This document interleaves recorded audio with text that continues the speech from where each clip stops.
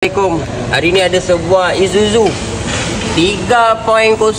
Okey, masalah dia owner bagi tahu kita meraung. Bila kita cek apa semua, memang masalah daripada kelas dia. Okey, kelas dia ni kita boleh tengok sampai rebate. Ni rebate Rebate ni sepatutnya sebelum sampai rebate dia nak kena tukar dah.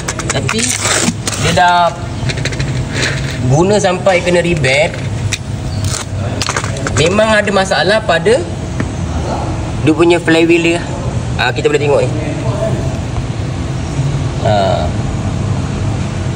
Flywheel dia jadi gelombang ni. Okey. Bila dah flywheel dia dah gelombang macam ni kita kena skim tau. Sebab apa? Kalau kita tak skim, bila kita tukar kelas plate yang baru, permukaan dia rata.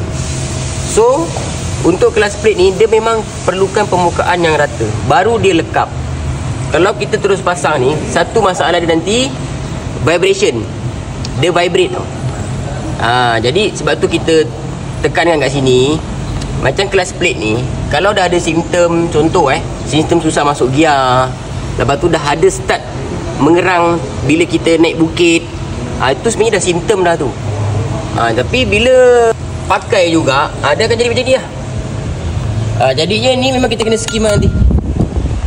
Skim dah tekan, baru boleh masuk kelas plate yang baru. Okey?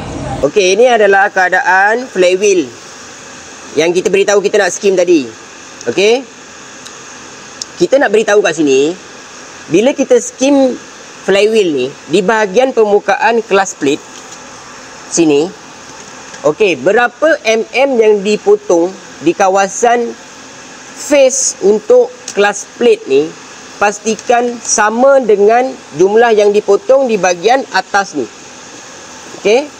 Sebab daripada kilang dia dah buat siap-siap clearance untuk pressure plate ni. Kalau kita lihat dari sini, okey, nampak tak skru ni kat sini tau. Jadi ketinggian dia ni, ketinggian ni dah berubah bila kita skim. Sebab tu saya beritahu, bila dah skim yang bawah, pastikan skim sekali yang atas. Untuk mengelakkan bahagian skru ni, dia dah jadi tinggi.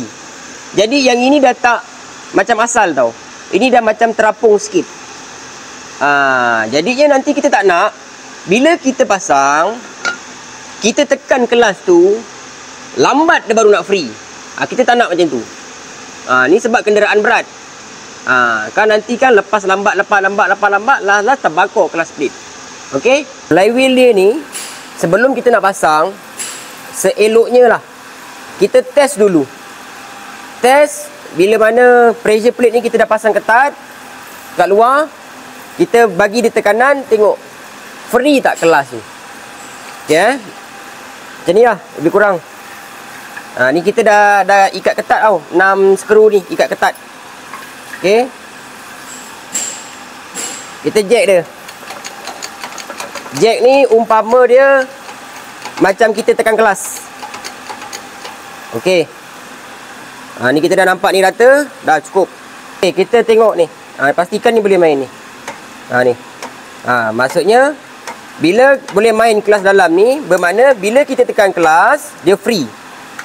Okey, kita tak nak, contoh kita tak test dulu kat luar, kita dah skim sini, kita pasang, tekan kelas, tak boleh masuk gear, turun balik gearbox 3.0, gearbox berat tu. Jadinya seeloknya buat macam ni. Okey, so dia bila kita lepas, dia ketat lah. Tu je lah tip dia. Okey, kita dah test, lepas tu kita pasang lah. Tapi sebelum tu saya nak tunjuk dulu cara pasang oil seal Isuzu tu. Tu pun special. Jom. Okey, kita berbalik pula pada oil seal ni. Untuk Isuzu 3.0 ni, dia punya oil seal ni dia special tau. Oil seal dia ni, yang tengah-tengah ni adalah besi macam besi zinc. So besi zinc ni nak kena masukkan dia betul-betul tegak ni. Sebab hanya besi zinc ni je yang gigit pada crankshaft ni. Lepas tu oil seal ni dekat luar, dia ada belah belakang dia ada getah untuk gigit pada zinc ni tadi. Jadinya kat sini kita nak bagi tahulah, kita nak keluarkan pelit dalam ni kan, kena hati-hati, jangan sampai crankshaft ni cala. So nak kiau boleh, tapi pelan-pelan dan rata, sikit sampai keluar. Ada macam ni. Macam ni lebih kurang.